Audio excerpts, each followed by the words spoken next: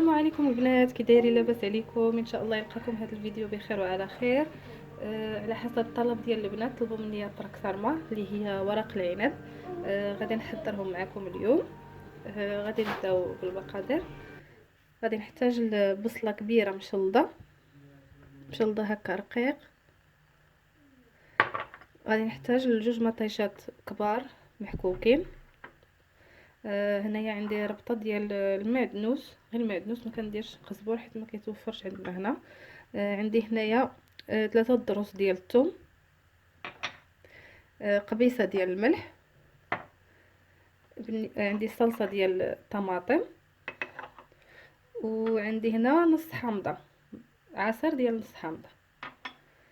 وهنا بالنسبه للبهارات عندي معلقه صغيره ديال النعناع، ومعلقه صغيره ديال الفلفل الاحمر، ونص معلقه صغيره ديال الابزار، معلقه صغيره ديال الزعتر، ونص معلقه صغيره ديال السكينجبير. صافي. ونحتاج نص كاس ديال زيت البلديه. دبس الرمان غادي نحتاج ليه جوج معالق كبار ديال دبس الرمان. الا ما كانش متوفر يمكن لكم تعوضوه بمعلقه كبيره ديال العسل. هنايا عندي جوج كيسان ديال الرز. خليتهم تقريبا واحد ساعتين مرقد في الماء والملح حتى شويه شرب هذاك الماء. من بعد غادي نصفيه وغادي نستعملوه في الحشوه. وهنا عندي ورق العنب. ورق العنب داير بحال هكا. نجيو للطريقه ديال التحضير. بالنسبه للطريقه غادي ندير البصله هي الاولى، وغادي ندير عليها زيت البلديه غير شويه صافي، وندير على البوطه حتى تدبل. صافي. هنايا البنات، هي البصيله بدات كتحمر ليا، بدات كتدبل. نزيد عليها هاد 3 ضروس ديال الثوم،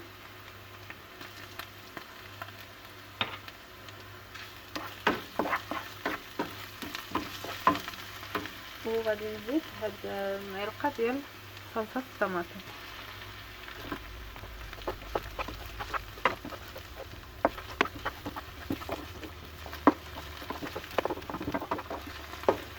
غير هكا شي شويه تشرب النسمه ديال الزيت وديال البصله.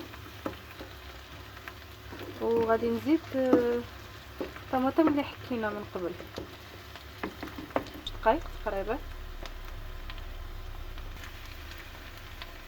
هنا غادي نزيد صلصه ديال الطماطم ولا لاصوص ديال الطيشه اللي حكينا.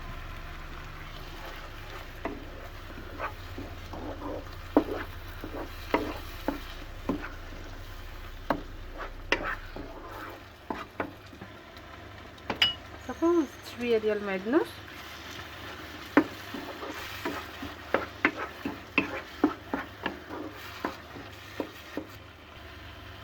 غادي نضيف دابا الملحه، الملح على حسب الذوق. وغنزيد هاد البهارات، هاد تشكيله البهارات كاملها.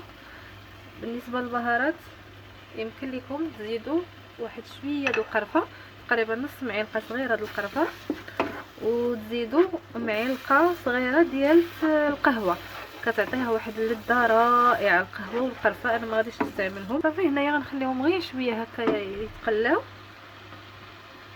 وغادي نزيدوا الرز من بعد. صافي. هنا هذاك الرز ها هو درتو تصفى، تحيد من الماء، راه ما غسلتوش، خديته بهذيك المليحه اللي ترقد فيها.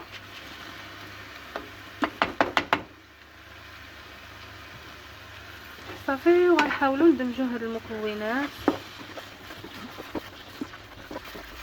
نخليوهم هكا غير يشربوا هاد الماء اللي طلقات لينا مطيشه مع التحريك. ما نحبسوش عليهم من التحريك باش ما يلصقش لينا في الطاوه. قلت لكم لا ما لا حتى شي حاجه، كنخليهم هكايا حتى كتجمع راسها هاد الحشوه هادي، ما كيبقاش فيها حتى نقطه ديال الماء. تجيني ساهله ملي نبغي ندير هاد الحشوه في ورق العنب ما تفككش ليا. هداكشي علاش كنخليها هكا كتخلى مزيان باش تشرب كاع داك الماء اللي فيها. وفي الاخير كنزيد عاود شويه ديال المعدنوس. هاد نص حامضه.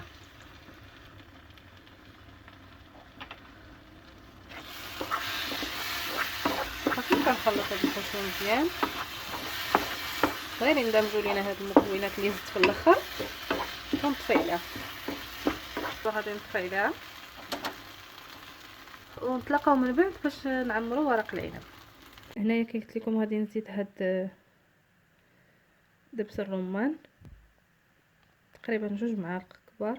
الدبس هذا كيعطيه واحد البنه زوينه بزاف. قلت لكم الا ما توفرش يمكن لكم تعوضوه بدبس التمر، دبس العنب المجفف، دبس التوت.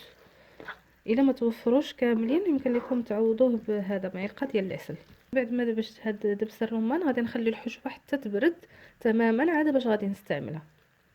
صافي هنايا البنات من بعد ما بردت لي الحشوه كنشد هكذا كنحيد ليها هاد الرويس هذا اللي تيكون قاصح، تحيدوه غير هكا بيديكم صافي. وكنديروها على الجهه الحرشه هي اللي غنعمروا فيها، يعني هاد الجهه الملسه كتبقى على برا، هاد الجهه الحرشه هي اللي كنحطو هكايا، هي اللي كنعمروا دائما. هاد الجهه اللي فيها العروق خارجين هي اللي كنعمر. صافي نبدا انا فرشت هاد الكميه هذه هكا وغادي ندير فيهم تقريبا معلقه صغيره ديال الحشوه.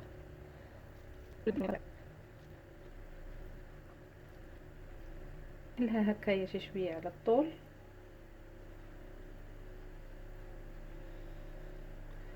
هما هاد ورق العنب كل ما جاو طوال ورقاق كيكونوا احسن.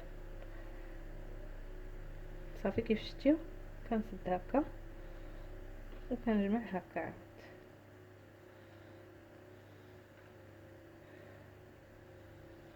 نتمنى يكون واضح. صافي وكندورها هكا كتخليوها. تندير الحشوه الثانيه. كاين اللي كيبغي الحشوه تكون كثيره كيديرها غليظه شويه، المهم على حسب. كاين اللي كيديرهم كاغي هانتوما كيشتيو. كاين لكم تبداو بهاد الجناب تجمعوهم هما الاولين وهاد تسدو هكا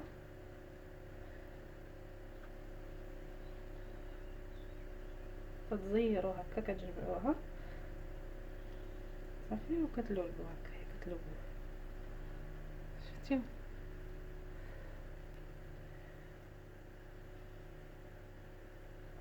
ماشي مشكل الورقه صغيره اولا كبيره،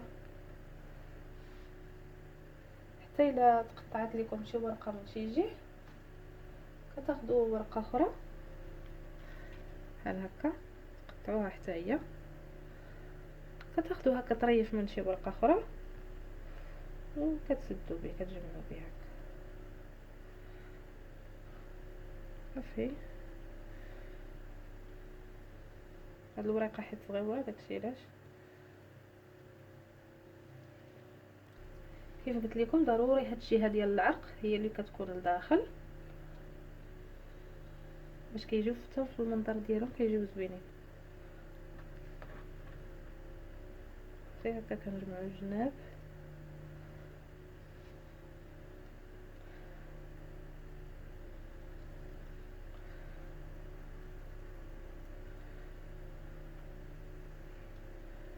نحاولوا نزيروا شويه فوالا. وفينا نستمر هكا لهاد الكميه كاملها. كيف قلت لكم الا شتيو الورقه صغيره اولا غادي تبان لكم الحشوه من شي جهه يمكن لكم تغطيو بطريف اخر ديال الورق. غير دائما ردوا البال للجهه الحرشه هي اللي تكون من الفوق.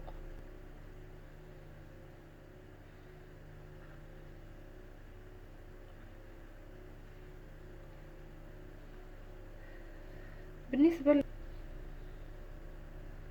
صافي غادي نستمر بنفس الطريقه حتى نكمل كاع هاد الحشوه اللي عندي.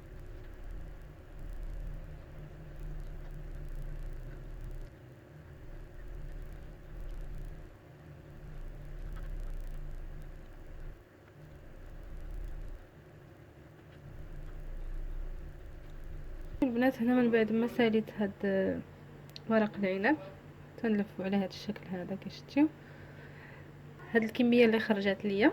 دابا هنا في الطنجره غادي نشد هكا دي غوندال ديال البصله، دوائر ديال البصله، غنفرشهم هكا لتحت. يمكن لكم ديروا حتى دوائر ديال البطاطا. غادي ندير هاد الوريقات هادو غنفرشهم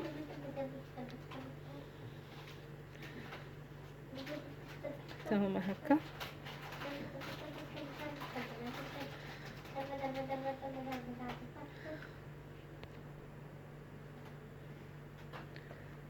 صافي هكا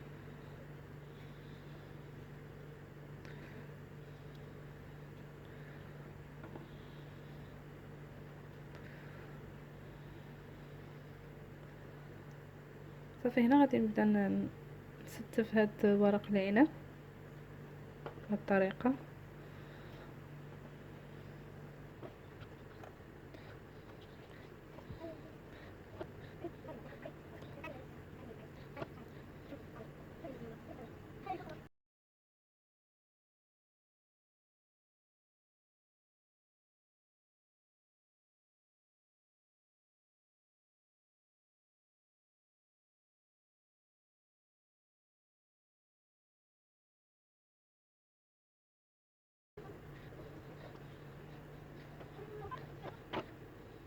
بنات هنا من بعد ما استفت كاع ورق العنب اللي عندي، غادي ندير هاد اللي تبقى ليا من الحامض، تبقى ليا من زيت البلديه.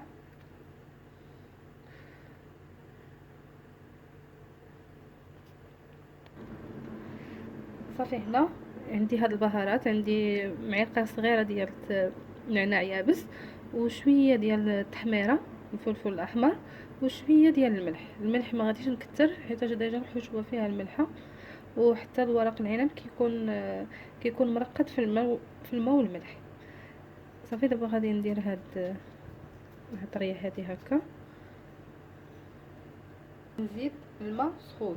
بالنسبه للماء خاصو يوصل نيشان لهاد ورق العنب، يعني ما يكونش فايتو، ما يكونش ناقص عليه. غنوريكم شحال بالضبط.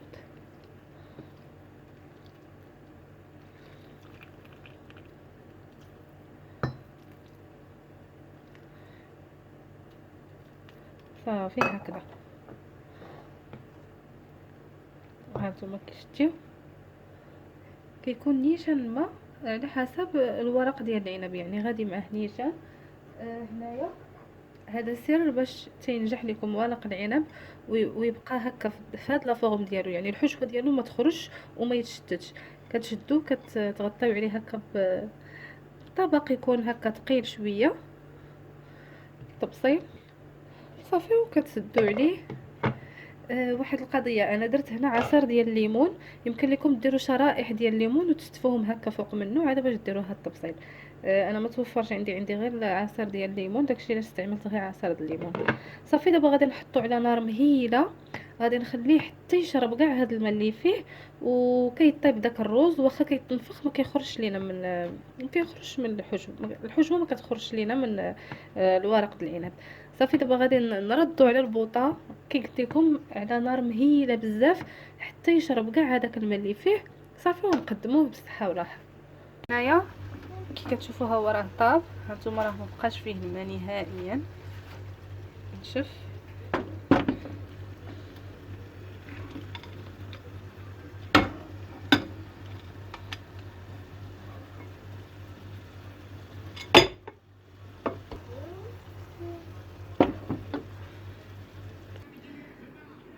هانتوما كيشتيو الحشوه مخرجتش نهائيا.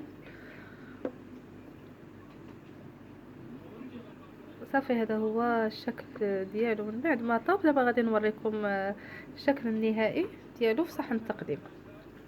وهذا تيكون هو الشكل النهائي ديال الطبق ديال اليوم. كيجيو كيلمعوا هاد اللمعان هذا تيرجع لهذيك زيت الزيتون اللي خوينا في الاخر، اللي كتخليه هكا كيلمع. محيده شوفوها كيفاش جات،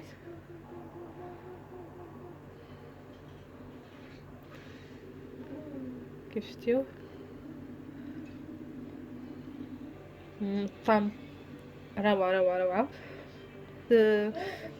يا براك سارما اولا ورق العنب كيتقدم مع الياغورت، كيديروا ليه هكا الياغورت البنات اللي قدمت معاكم في اخر فيديو وكياكلوه.